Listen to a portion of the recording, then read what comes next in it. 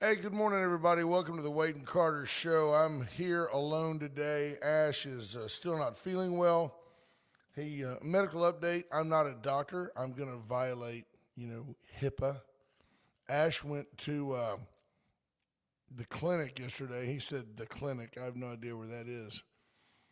But he found out that he did not have the flu. He did not have pneumonia, and he does not have COVID. He does have an upper respiratory infection, is what they told him. He said he'd been coughing up ugly produce. So a productive cough. I encouraged him to take something like a Z-Pack and continue his regimen of Mucinex, which, by the way, he said, wow, that's exactly what the doctor told me to do. The only difference between me and the doctor is I can't get him the Z-Pack unless I'm in Cabo San Lucas. But Ash is on the mend. Lisa Poole points out upper respiratory infections are not fun. Yes, there you go. Like to welcome off the top Bobby Leister, first one in on a pre-Caldo Tuesday. Mark Kurtz and Rena Shear. Good morning, ma'am. Cody Bauman, Lisa Poole, Greg Garcia, Linda Christ, P. Strauss. Good morning, sir. David Glass. Just getting started here. Got plenty to talk about and some observations, and I'll just get to that after the Wade and Carter weather. Today's a great day. Cody, I'm good, but today's a great day if you have something to share, if you have something you'd like to get off your chest.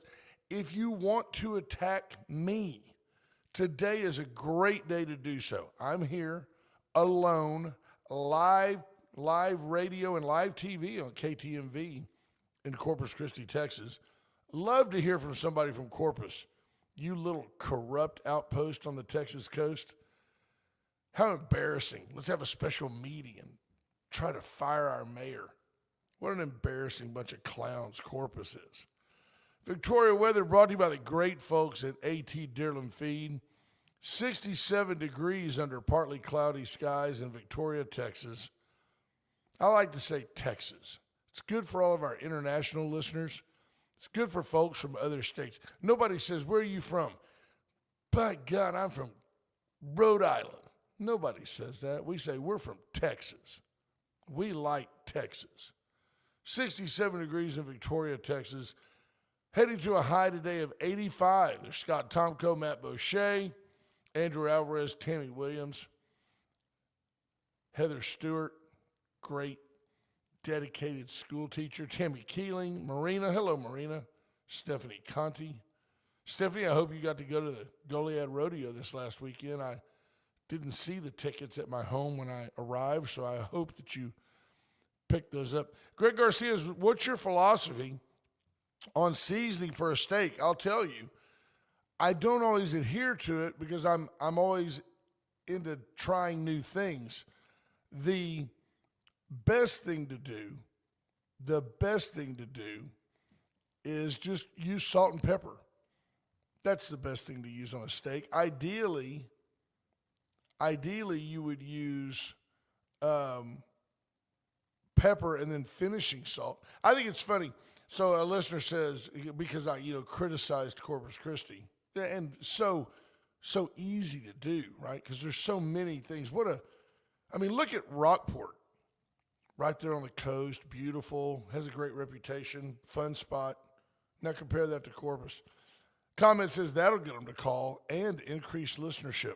Contrary to what the libtards believe, being in someone's face, causing people to think, stirring emotion does not drive away listenership. In fact, in our case, that listenership has more than, it's infinitely grown compared to where we started. And the idea that we don't pull any punches, the idea that we do tell the truth, the idea that we're not afraid. Hi, Jackie Parsons. That is to me, that's the head Shaka Khan over at Dearland Feed. Fantastic people. They do a great job. Yeah, Andrew Alvarez says that's kind of the Texas tone, right? Screw you. I'm from Texas. It goes back to what? is it Davy Crockett? It goes back to, y'all may all go to hell. I'm going to Texas. Nothing like Texas. Good morning, Peter McNally. Hope you're doing good. Bill Bookert. Casey Lynn Kemp. Hello, ma'am. Certainly not a serial killer. I want to tell you, here's one of the observations. I think the national media thinks of today as a slow news day, and it typically is. But today, even more so, as we opened this show yesterday, and I'm not taking credit, I'm pointing out. If you just slightly more than casually watch what's going on, and I'll have another observation for you later about Donald Trump. If you just slightly more than casually watch what's going on, you realize that we here at this program are typically a day ahead of the national news cycle. Now, I realize that we are willing on stuff of just general interest. Hello, Jordan Glass, Scott Snow, Brad Mitchell. We're willing to come to you with, hey, here's what we heard, and we'll follow up.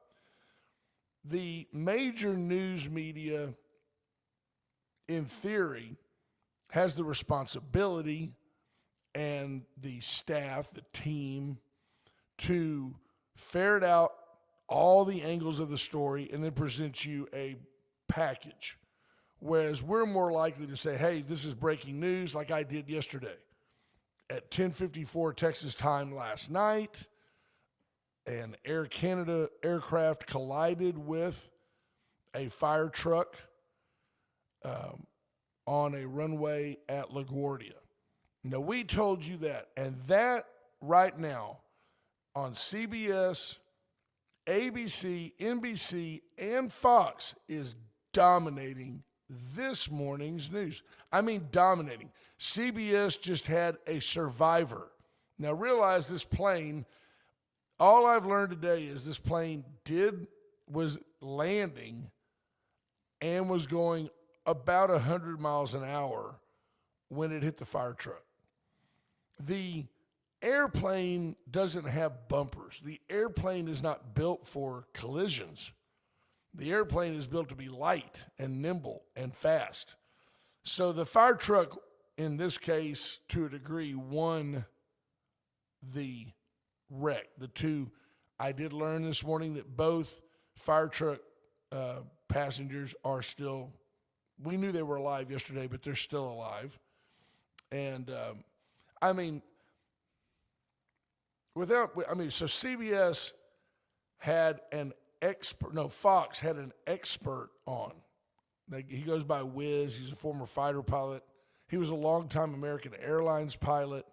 And he talks about, we have the air traffic controller may have been suffering from task saturation. I could see that. A plane had aborted a takeoff on another runway. And the fire truck was on its way to make sure, because that plane was full of people and full of fuel, the fire truck was dispatched to make sure that the brakes didn't overheat. They were there they could cool the plane down if they needed to. So the air traffic controller is dealing with that situation on the ground as the Air Canada plane is coming in to LaGuardia. And the controller made the mistake of saying, you're cleared across the runway. Well, he may have been at that moment, but the aircraft was closing on him at 100+ miles an hour. Now, the insight, and I'm just giving you these things because I heard them all on 4 different networks this morning.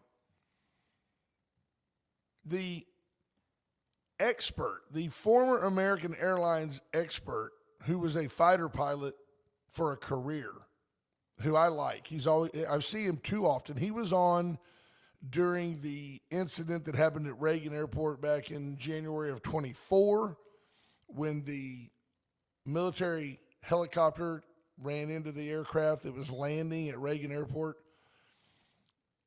His words were, well, I understand that the air traffic controller cleared the the fire truck to cross the runway.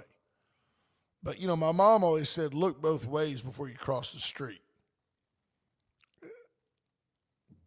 Hard to argue. Now, make no mistake, he's a pilot. He's going to say, hey, the runway belongs to the aircraft, the 90,000-pound aircraft. I don't agree. I mean, I don't disagree with him. He's correct. It does, control the runway. But that was his comment. Let's look both ways. Let's see. Human error was espoused on one, and that Wiz did point out 80% of all aircraft incidents are human error. Linda Chris says the media is corrupt. They only report what's good for their agenda. How can you not report on what happened to over 3,000 children? I agree 100%. Junior Sample said something funny. I don't think so. I made that up, but it was called on one network a tragedy. It was emphasized. This is not a TSA problem, and each network used the word chaos.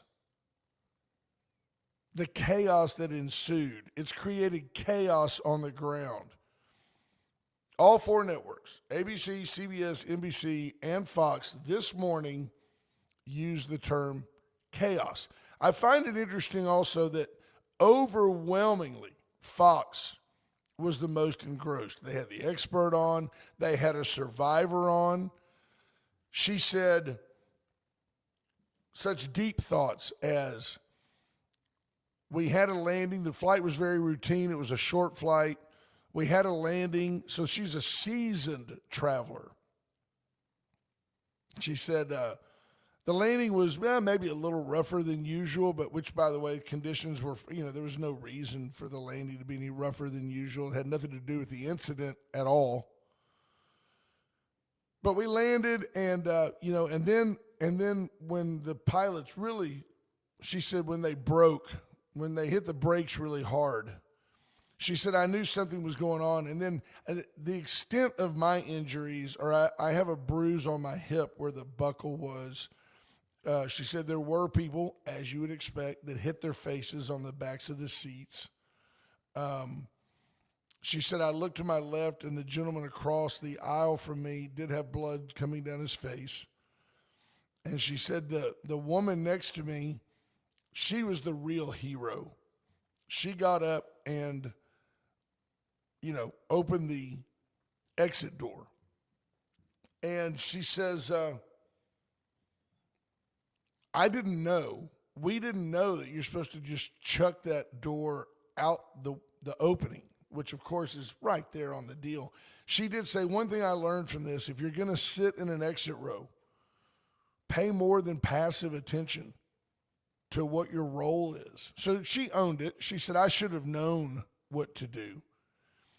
But then they just kept pressing her. I could see her being in shock even today, honestly. It would not be. I'm glad I wasn't on that flight. And I'm thankful that the 72 passengers are safe. But she went on to say, it all happened so quick.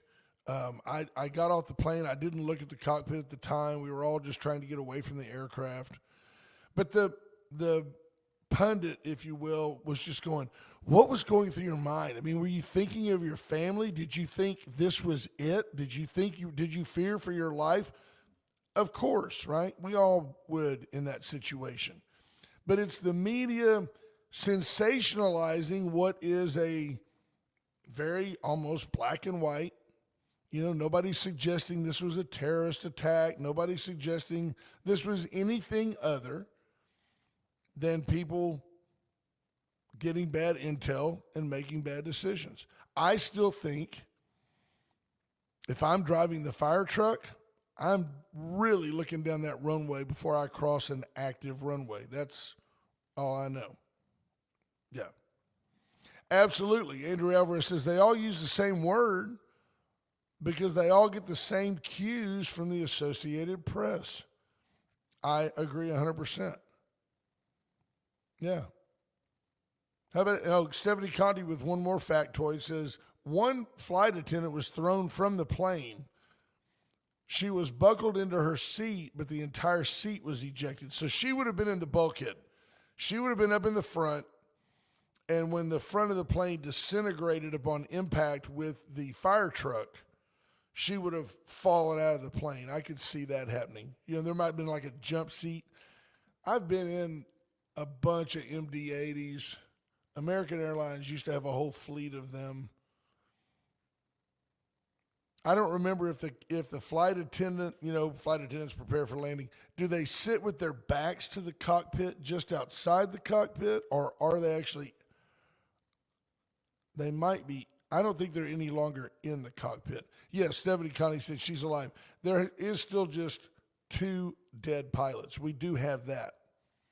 But just as I'm doing right now, the Main Street media is flooding you with anything they can find of minutia about something that, while a tragic event, it's just not world news. It's not like the MD-80 inexplicably caught on fire. No, we know what happened.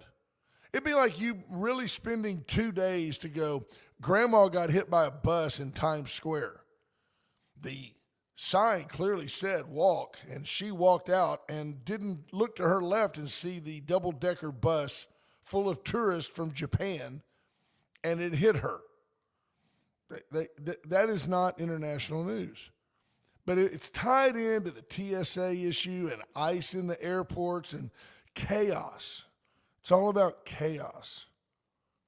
Interesting. Very interesting.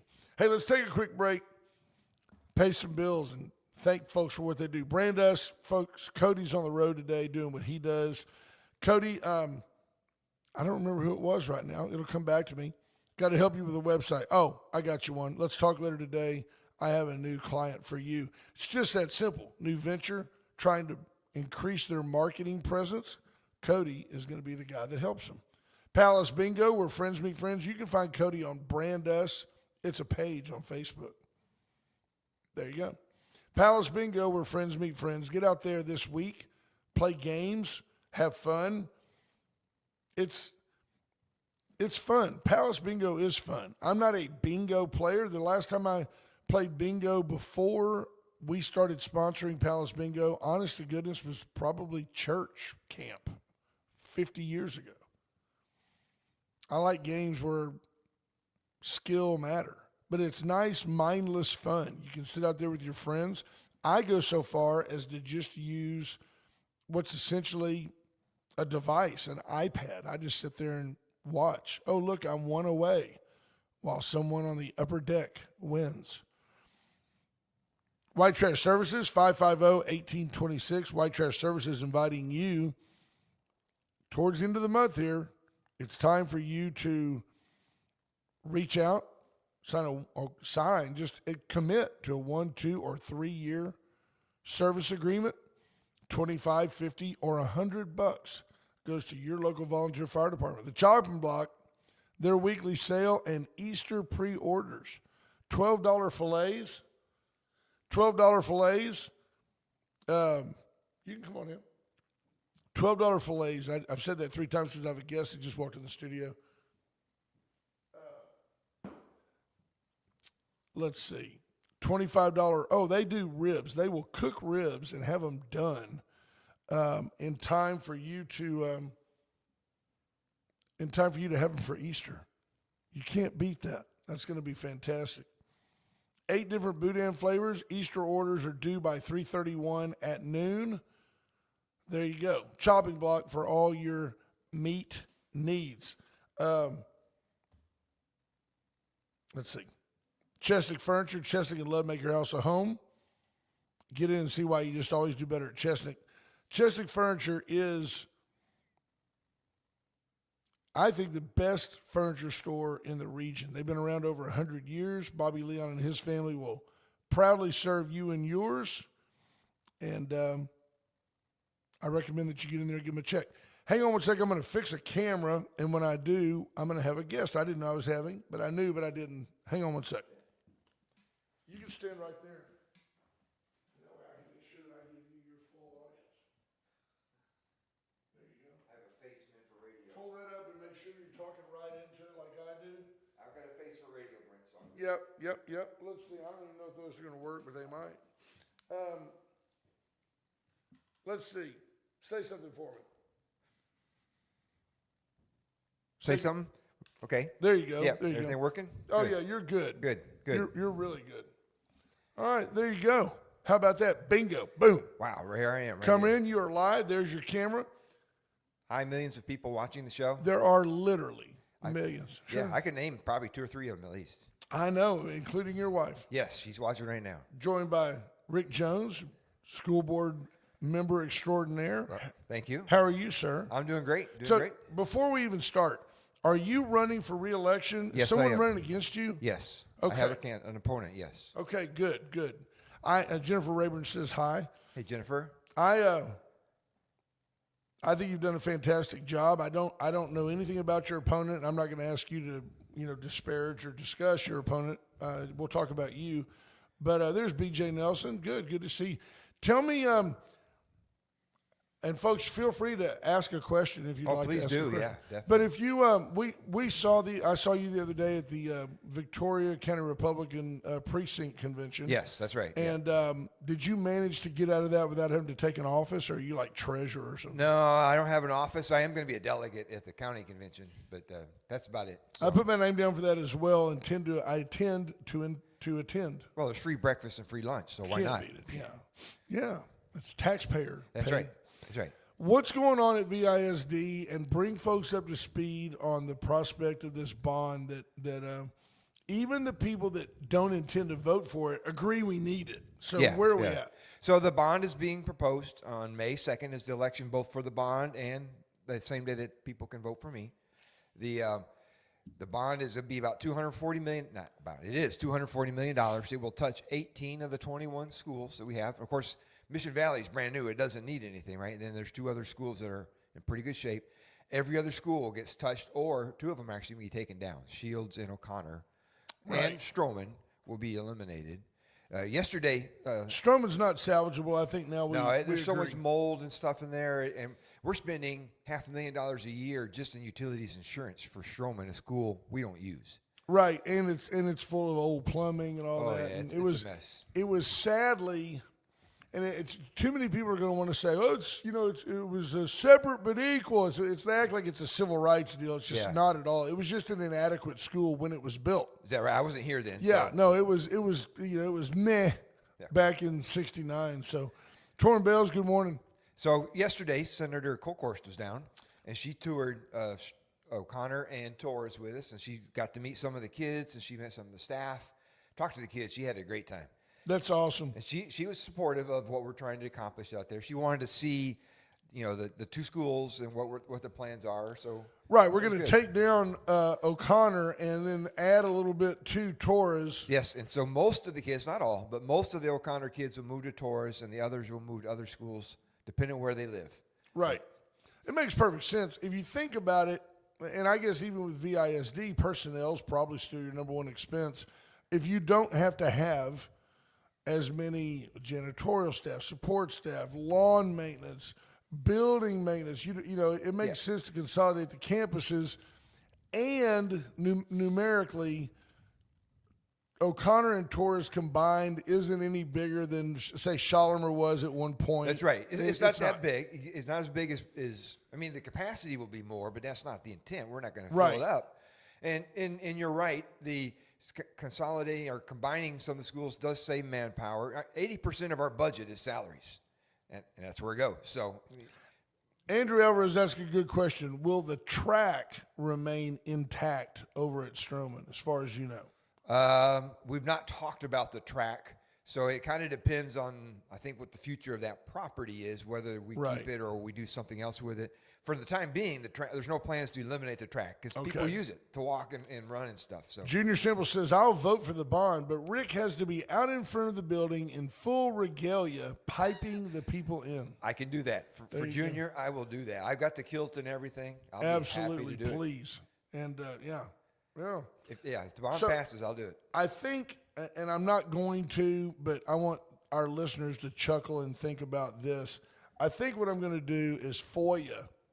I'm going to FOIA with the Freedom of Information Act. I'm going to request every email from VISD that was associated with Senator Kolkhorst's visit to the campus.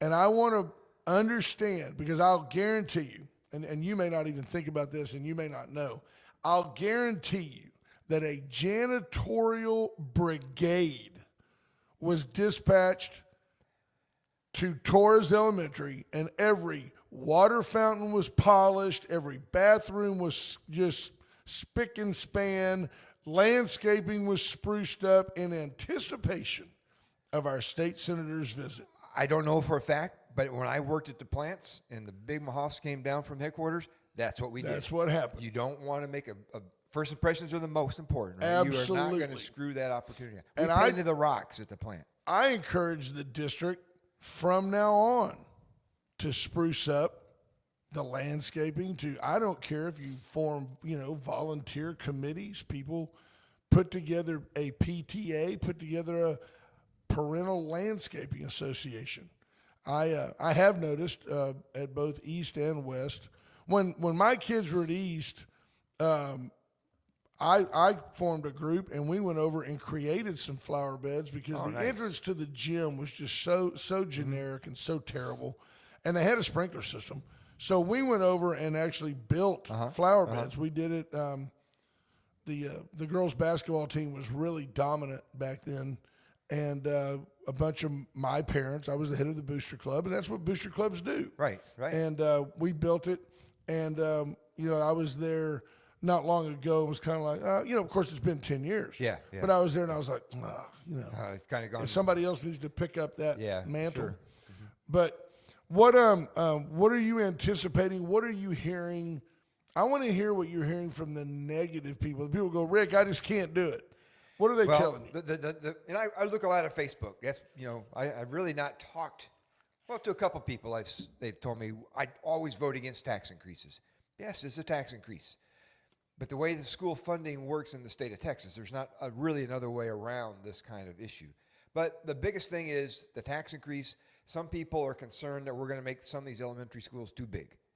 They're worried about, because the new Torres will have capacity for 700, 750, they're worried we're going to put that many kids in there. No. We're not. No, I agree.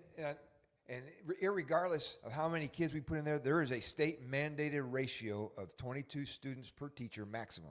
Right, we'd have to add some teachers, but we can add a couple from O'Connor if we want. Well, that's the plan. Those teachers will move over there. We're not planning to reduce force. There'll probably be attrition, the people that won't be replaced when they retire, but we're not going to go out there and do an RAF or anything. I totally discount the opinions of people who aren't on board to help you pay the bills, who decide to be on board to tell you how to run the school. Yeah. That's part of my deal. BJ Nelson says, ask Rick the things he's most proud of in his first 3 years. Well, there's 2 or 3 things, right? The absolute most proud thing I am is that starting next year in high school, Bible as a literature class will be offered as an English elective to anybody that wants to take it in either high school. And what's even really cool about it is 2 semesters, of course, one for each testament. It's going to be taught at the college, so it'll be a dual credit class. They'll get both credit for high school and college when they take that class. So making that offer to those kids, I think, is one of the things I'm really proud of we've accomplished. Now we need to get with Renee Medding. We need to get with Dr. Jennifer Kent and see if you can get an associate's degree in Christianity. Ooh, that would be interesting. Yeah, we'll see if we can get your associate's degree on your way to the seminary. Yeah, that'd be great. But okay, so that's one thing. Turning the schools around from a grade standpoint. Now, granted, that's the superintendent that did all that work, right? She's doing the heavy lifting, but we help her. We hired her, right? No doubt. And so if you look at where our schools were when BJ and I first got on the board, and then Micah, the schools were a D-rated school district. We had 9 schools that had F ratings and no schools that had an A rating. Last year, we were a C, so we went from a D to a C, not huge.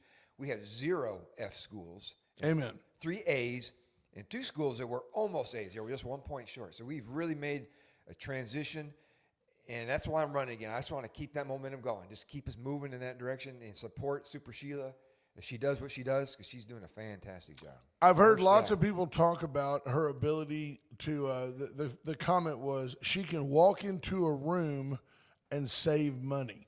And one thing I'll give her credit for, I give her credit for a lot of things. I like Sheila a lot.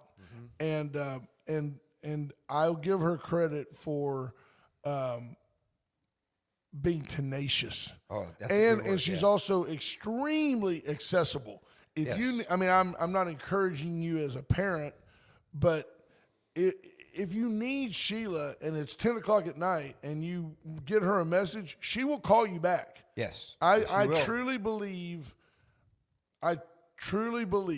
that Sheila's involvement in our schools is 24/7. I think she thinks of herself as a first responder. She does. Absolutely. Torrin Bales right here. He says the grade improvement is the reason I'm voting for the bond.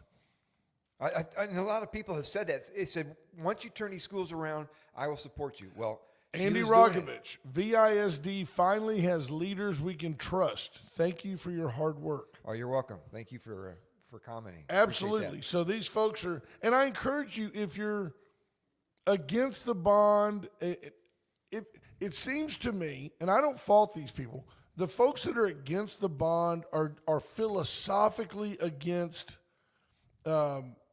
taxes. And Yes. I understand that. I've been there. I am there. I live there. Yeah. But if we're going to have public schools, which the Constitution says we do. Yes, it does. Yep. And if we're going to fund them through a mechanism known as taxes, at some point you have to do something that involves a little pain for the community. My question to you, sir, would be, how are you folks, and BJ, feel free to chime in as well from your end, how are you folks structuring this to where we're not just putting a $240 million multi-decade debt Band-Aid on a situation that then is going to continue to perpetuate? In 8 years, are you going to come back to me and go, well, you know, some of those other schools have old roofs now, or is it possible that we get this $240 million, boom, everything's pretty much up to speed, and then the ongoing M&O portion, maintenance and operations portion of the taxes you already get as the biggest tax receiver in the county, Yep. can you use that money to maintain the schools? So let's talk about maintenance. That's a Yes, good. sir. Let's talk about that. There has been over the years issues with maintenance. Sometimes, and I was never involved in those decisions. I wasn't at the board. I don't lean one way or the other. I'm sure they made the best decision they could make at the time with the information they had. But the answer, when your budget is 80% salary, then you got another 15% of things you have to pay, insurance, utilities. You don't have a whole lot of money left over for maintenance. So you have to be smart with your maintenance. And so I talked to Dr. Q when he was here before we hired our current maintenance manager, Lenny. And Lenny is awesome. And what you need to do is preventative maintenance. And he's come in and he's put in a preventative maintenance program where you're changing the oil in your cars and you're fixing pumps and you're doing things before they fail. And he's keeping track and recording. Preventative maintenance. What we're a doing. novel idea. I'm a maintenance guy from the plant. That's what we do with the sir. plants. And that's what he's doing with our school district. That's how you spend your money smartly. Are we about to have to buy a whole bunch of new buses? Here's the deal. We have been buying 6 buses a year anyway, because that's about their rotation, life, right? Yes, sir. So a law came out that said all buses by 2029 have to have 3-point harnesses on them. Right now we have about 24 or 25 buses that do not have that and are not retrofittable to make that happen. So we are going to have to step up, and instead of buying 6 buses a year, we're going to have to buy 8 buses for the next 3 years to get to that point. So they didn't give you any money for it. They just said, do it. The dreaded unfunded mandate. That's what it is. So, but fortunately, last year with the right sizing, that Sheila did and some other work around contract management, there was actually some excess in our budget last year that we have put aside for savings. Some of that money went back to employees for a Christmas bonus for all employees. That's fantastic. We're going to buy a couple of buses out of that money too, as well as some other things that we're working on too. A problem I have, and this is just me personally, as the child of an educator, one problem I do have is that I know from being on both sides of the fence that the administration strives to find ways to get money to our teachers. And yet there are teachers that will literally bitch in public. Well, yeah, they gave me $1,500, but see, it doesn't count towards my salary. Right. So it doesn't go towards my highest 3 years. So it doesn't help my retirement. It almost makes you not want to give them the bonus. I've heard those comments. You're right. Shut up, buy your Christmas gifts, and worry about your retirement later. Yeah. Nobody went to work as a teacher to earn their retirement because it's just not going to change your world. Well, now, they do have a good retirement, the TRS program. They have a great retirement program. But they're upset that, they'd rather you give them $1,000, and maybe that's the answer. Find a way to give them less money and let it apply towards their retirement. Yeah, I don't know enough about that piece that give you an answer if that's possible. It's certainly worth looking at. What's a bus cost these days? About $155 for a new one, $155,000. Do you know that I think that's a bargain? I think that's a pretty good I had price no when I heard idea that a bus that would carry, what does a bus carry, 60 kids? Yeah, 45 to 50 in there. Yeah, Okay, depending on how big you buy them, right? Replete with 3-part harness. Yeah, you can't go wrong with that. $150,000. And air conditioning. When I was in school, we didn't have air conditioning. Put the windows down, right? That's it. Now you put the windows down, the kids are shooting an AK out the window. It's a drive-by. It happens every morning at 6:30. Yeah. Well, yeah, very good. Yeah, Very so well I done. think we're making good progress around we've talked about the grades. We've talked about fiscal responsibility. We've taken care of a lot of things that are Super Sheila. She's just awesome helping. Your gut tell you that this bond's going to pass? I'm cautiously optimistic. Now, I can't electioneer. It's against the law as I'm standing here as a board member, I can't lean one way or the other. Right? Fair. But based on the feedback I read in Facebook and social media and I get here, it seems, and the number of signs that are popping up around town right now, it seems like there's more than what I've seen in the past, for sure. I like the opportunity. It's like enough about what I think. Let's hear what you think. I really, really, I'm encouraged by, and I find Micah Patton extremely refreshing. Yes. He's very no nonsense. He's very much like, well, why can't we do it? Yeah. Let's get this done. What is it like working hand in hand with the team that you're on right now? We have a really great team, all 7 of us. I like working with all of them. Micah, like you said, is a visionary, and he thinks way out there. And I'm the opposite. So I think Micah and I work real well together and saying, well, maybe that's a little bit too far at this point, Micah. And we talk through that. Usually he wins those discussions, and that's okay. But then the whole board, we have a lot of conversations, and we don't always agree.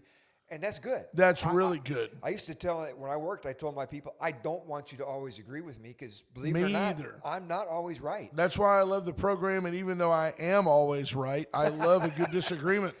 Torrin Bale says, how about having the buses wrapped for advertising revenue and income opportunities? We've discussed that. I think part of the answer is it's got to be bright yellow and denote itself as a school bus. We've actually got 2 or 3 of them that we have wrapped. Really? With the kind of the blue, white and red and blue VISD logo kind of stuff. And that's now the buses that they're using to take to sporting events. I think that's fantastic. Yeah. Wouldn't it be awesome if some of Victoria's bigger organizations either pooled together, 8 or 10 corporations get together for little or no advertising, but put a theme on a bus? Or wouldn't it be cool if it was like the Caterpillar bus taking kids to the ball games? Yeah, wouldn't that be neat? Bragging about our city. Peter McNally says buses with AC were $115,000 20 years ago. So $155 is competitive. It's a pretty good price. Yeah, it's not bad. Yeah. Now, Tammy Williams, I'm just reading them as they come in. Sure. She says VISD is losing teachers to discipline problems. Howell alone had 15 teachers leave last year because they're just over disciplined. They need to get to a no nonsense level of behavior. What's the district doing to clean up the discipline in our school district? So one of the things that Sheila looked at when she got here was discipline, because we told her this is an issue in our school district. And what she found is that there's about 2% of the kids are discipline issue kids. Most of well, by far the kids are not. But she has implemented the 10 standards of well, there's like 10 guidelines that the kids, and, yes, and they've been rolling out to the kids, and it's discipline is a part of it. It's a citizenship kind of thing that she's talking about. So it's discipline, it's integrity, it's honesty, it's excellence. I can't name all 10 of them. A lot of those kids can. Yesterday when Lois was there, one of the schools at Torres talked to her about those 10 things, and they each they knew them. They talked about them. And when you go to those schools now, you hear them say, yes, sir, and yes, ma'am. They should, and the right? respect is there. See, that's a part of how discipline gets corrected, right? When you walk in the front door, is the 10 Commandments on the wall in there? They're in each classroom. Okay, I did not. Yeah. I didn't know the exact protocol. The state law was that if somebody donates it, you have to put it up. Somebody donated enough for every classroom in VISD has the 10 Commandments. That's a wonderful gift. Yes, it was. Wonderful gift. I wonder about on the discipline side. You know, it's we've talked here, Rick, and by the way, folks, we're visiting with Rick Jones, school board trustee, fantastic gentleman. Aside from that, we talked about the idea that in New York City, 9 million people or whatever, they've got it narrowed down to where like 367 people commit like 60% of the shoplifting. I've seen that, yeah. So if in VISD you truly have 2%, so if you're at an elementary school, 500 kids, we're talking about there's 10 turds in our punch bowl. Right, exactly. I think we need to find a way to hold those 10 parents accountable. Too many parents in our district, and not that they're not the same in every district, but too many parents in our public schools take the mentality of, well, he's your problem from 8 to 5. I've got to go to work. And discipline starts at home. We all know that, right? 100%. We know, and we can do all we want to do during the schools, and we've tried to do that. But if the parents undermine us when they get home. Yep. And Timmy Williams, great idea. You're correct. Elementary are not usually the discipline problem. You're right. So let's just say it, Hal. I used 500 because I know that the elementary school might have 500. I don't know. How many kids are at Hal? Masaminos? 3,000? It's not quite that big. It's probably more like, I would guess, 1,500. 1,500, okay. It's hard to say. I know so there's 30 kids there that are turds. You know what? That's probably about right. Yeah. One in each classroom. That's right. You know. And the problem is when that kid acts up, the teacher's focus is on that kid and not the other 21 kids in that class. That's right. And those kids get robbed of their ability to learn. Absolutely. And you're that right. should We stop. need to address discipline.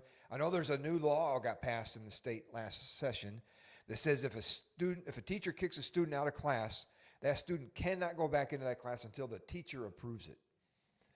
Which is a nice step forward, yeah. Give the teacher some accountability, or give them some responsibility. I think that for years we have suffered, and I don't fault any school board for this. I think I fault the state of Texas for this. We've suffered from a lack of discipline in our schools with this idea, the idea that every kid's got to graduate, which, by the way, necessitated for a while that, well, only, then everybody's got to go on to college because, if everybody graduates from high school, how do you differentiate yourself? Right. And I think we're doing a much better job in the district with the trades and exposing children and young folks to other opportunities. The whole CTE program where kids are graduating with welding certificates and their cosmetology certificates and going right into the workforce. It's a great opportunity for those kids. Jackie Parsons agrees. Parents need to step up. I think you're going to see the last laugh in our lifetime, sir, is going to go to the kids that chose to go into being an electrician, being a plumber, being the things that are irreplaceable, necessary, and unable to be AI'd. Yes. Yeah, you're right. Nobody's going to send a robot out can't do that. Install your Generac generator. Went Services is going to do that. I'm reading a book right now called Ultimate Engineering, and it's about how God has created our bodies. And people say that our ankles have too many bones in it. Well, no, it's the perfect design. They can't copy that kind of design of robots. They can't even come close to our ankles, our wrists, or any of that kind of stuff. Wait till they try to make a robotic horse. Look at all the bones that are in a horse's lower unit. Yeah. And how fragile each one is. If it Yep. wasn't held together by God's design, that animal couldn't walk. Now, trades, when I get kids that are trying to decide what to do, I work with a youth group at church, and electricians, plumbers, diesel mechanics. I got one kid that's going to be a diesel mechanic now. We need those people. Absolutely. You got anything else you want to share? No, I just appreciate you having me here. Hey, Vote for you're Rick always Jones, invited. right? We love Thank what you. you guys are doing. I had somebody challenge me the other day, said, I've never met a tax I didn't like. That person was clearly ignorant. I don't like any taxes, but I do find myself saying that by what standard would you approve of an increase in cash to the district? Well, I want them to perform. I want them to turn out better students. Well, they're doing that. And if you want that momentum to continue, people look at housing cost, quality of education, and their safety. When they're moving into a community. They want to know their kids are safe at school. We have the Victoria County Sheriff's Office does a great job. Yes, they do. As Sheriff Mars, SROs awesome at our work school. with. Justin Mars, a fantastic Yes, he is. law enforcement leader. And the new businesses, they want to see a workforce that they can hire from, right? And we're turning that out that's what we're trying at to our create. schools now. Yes. Fantastic. Rick, I appreciate you coming by. Thank you for having me, Brent. I appreciate and I it. appreciate you being my friend. You bet, That's brother. Rick Jones from VISD, and he's running again for Yes. re-election. Yep. And we May look 2nd. forward. Amen. May 2nd, you can vote for Rick. Folks, we mentioned Went Services. Thank you, sir. Thank you, Brent. We mentioned Went Services, Went Electrical, for all your generator needs. Went can help you. Turnkey installation. They'll come out, put down a Generac, Kohler, Cummins, Briggs & Stratton, Honda, whatever, you name it. They'll put it down.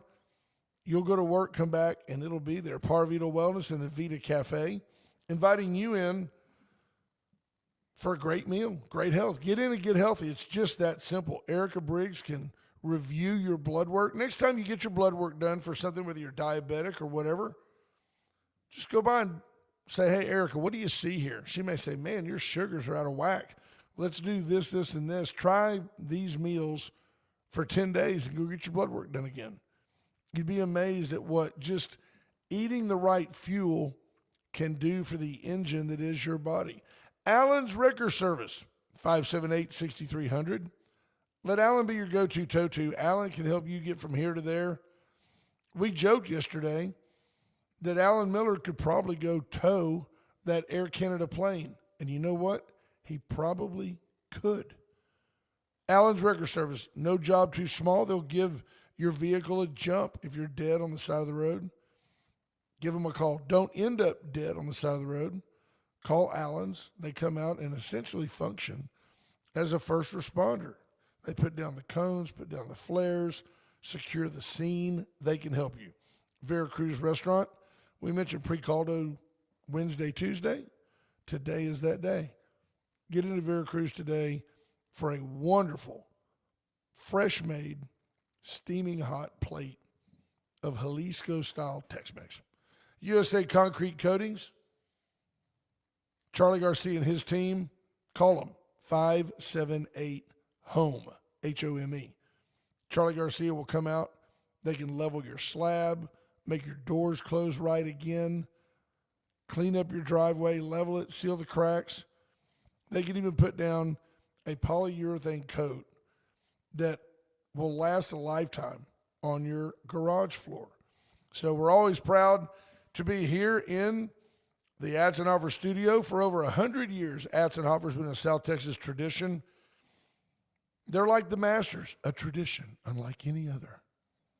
Atzenhofer. See, what other notes did I have? I have a little book here. It says notes. My notes today include, CNN, by the way, by far today, my content comes from a source you would think that I disdain, but I do not. CNN bringing you what they call their annual Dirty Dozen, what may be lingering on your favorite foods. Nearly 100% of the Dirty Dozen tested positive for pesticides, including forever chemicals. Now, I have a question for you at the end of this. There's going to be a test. Leafy greens, such as spinach and perennial kid favorites, such as strawberries and grapes, held the highest levels of potentially harmful pesticide residues based on government tests. Nectarines, peaches, cherries, apples, blackberries, pears, potatoes, and blueberries filled out this year's dirty dozen of the most pesticide-laden fruits and vegetables, according to the report released today, by the Environmental Working Group, a health advocacy organization. Spinach holds the top spot of residue by weight more than any other. So here's my question. Why do we, by the way, just to give you an idea, pesticides have been potentially linked in past studies. There you go. There's a thin thread with a gap in it to premature births, congenital malformations, neural tube defects, spontaneous abortions, and an increase in genetic damage in humans. Exposure has also been associated with lower sperm concentrations, heart disease, cancer, and other disorders. So eating pesticides on your food is bad. Okay, so we have that.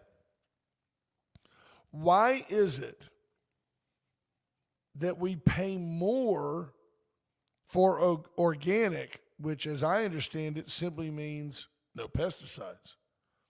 Why is an organic banana more expensive than a treated banana when it seems to me that the treated banana requires more work? Unless there's a guy out there with a fan like trying to get the flies off of the bananas because they don't have pesticides, I can't understand it. I don't understand the difference. That's just me. Number one, on CNN puts out 5 things every day. Number one, ICE agents in the airports. I told you the other day I'm not a big fan of it. I don't think the ICE agent is necessarily a natural cross-training to being a police force. Apparently, predominantly, they're just there to help with crowd control. Hey, folks, can you get in line? Hey, can you get in line? They're not, in theory, harassing people. They're not trained to run understaffed security checkpoints. And they're going to monitor exits and crowd control. So that's number one. Number two is on the runway incident, the runway collision. Raising concerns, says they've been raising concerns about miscommunication, air traffic control missteps, and chaos. The Iran war, President Trump on Monday declared which we talked about yesterday, right? He did it at 6:05 in the morning here.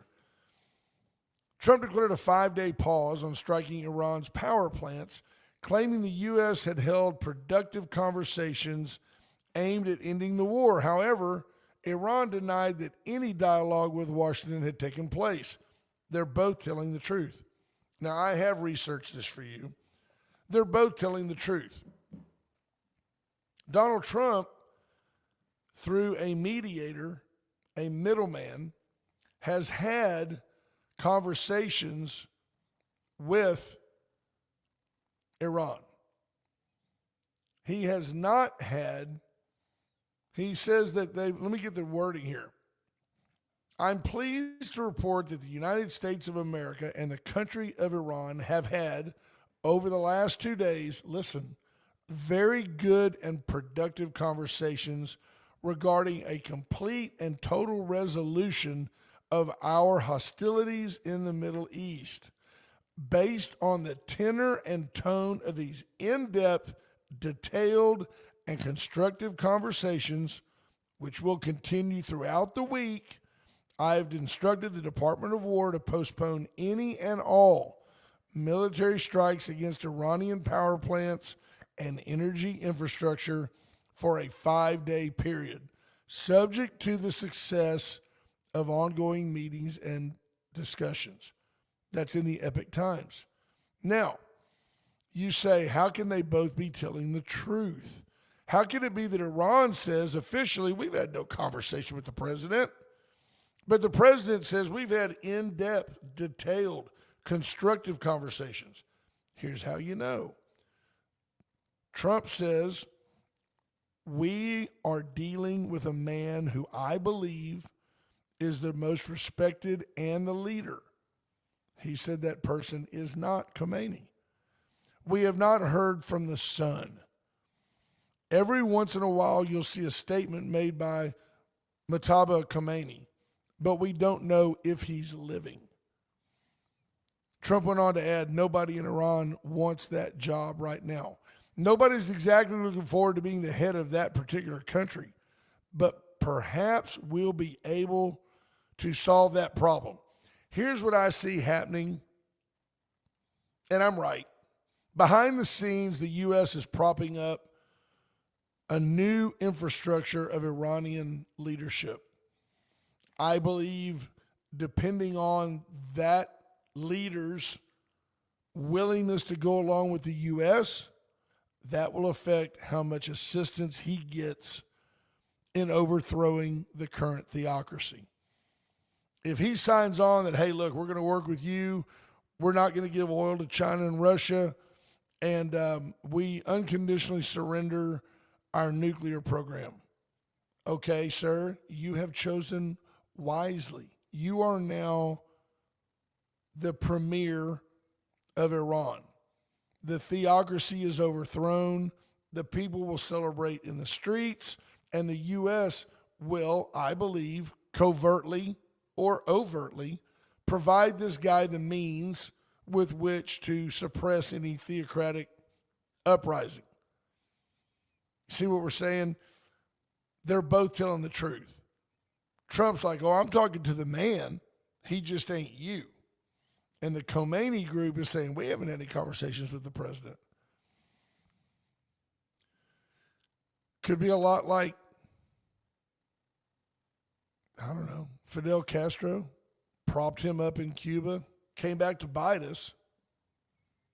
As Ash says quite often, our meddling in other people's governmental affairs, our trying to assign our Western values to these other countries just hasn't turned out well. But that, if I'm reading between the lines, with the amount of time the president took to say in-depth, detailed, and constructive conversations, they are ironing out the criteria by which the U.S. will get involved to help that man, the man they believe is the leader, overthrow Khomeini. That's what I think is happening. Be curious to see what you think is happening, because I think I'm right. Yeah. Corey Birch comes in. Welcome in, Corey. And I don't disagree one bit, my friend. Corey Birch comes in and says, when is Wade coming back? This show needs him. Boy, you're right about that. That's why it's called Wade and Carter. You could have called at any time today. I'm sure you have some type of pro-Muslim statement to make. You missed your window, pal. But that's what the cowards do. They chirp in the comments and not one-on-one. But that's okay. I'm all about it. Let's just Google up as we talk right here. I got everything in today. Let's see what else I got for you. We had VISD. We talked about Lois Colkhorst. Mark Wayne Mullen confirmed by the Senate yesterday as Department of Homeland Security. Bill Cosby, long ago convicted of whatever improper activity with all the women. $19 million awarded to a victim from 1972. That's interesting. Very interesting. Oh, that's right. Corey, you know what? I apologize. He's not pro-Islam. You know what? I apologize. Corey is the county chair of the Victoria Libertarian Party. Okay, there you go. I gave you your proper intro there. I don't know you. We've never met, as far as I know. I wish you the best. And like I said, I agree 100%. The show needs Ash. Still great. Still the best show in this region. No doubt about it. Mail-in ballots, the Supreme Court taking up whether or not election day means election day or if it means election month, if it means whatever. I mean, I think if you're worried about getting ballots in by election day, then go ahead and extend early voting 3 days over here on this end. But the idea that election day is, say, November 2nd, and but we'll be accepting ballots up until November 5th. No, election day means election day, the culmination of the state-run election process. If you need to add 3 more days, then do it on the front end. On election day, when the polls close, that's it. What about our military people? Hey, if it's caught in the mail, I'm all for it. Okay? I mean, let's figure out a way to make it work. Yeah. Kathleen Liger says, we will never have an honest election again unless and until we return to the more cost-effective and viable tracebook pre-printed paper ballots and remove the more expensive and hackable electronic voting machines. Fair enough. I think the reason they were created was to be hacked. There you have it. Folks, we've reached the top of the hour. Corey Birch, I apologize if I stepped on you in any way. I mean that. You can call me after the show, 894-4020, and we can schedule a time for you to come on the program. That'd be great. Hope you guys have a great day. Love each other. Love your neighbor. Get by today. Go see the monument that we've built to law enforcement. It's open till 9 o'clock today. Coffee with a Cop. Go by and see them. Folks, we love you. Hope you have a great day. Bye-bye.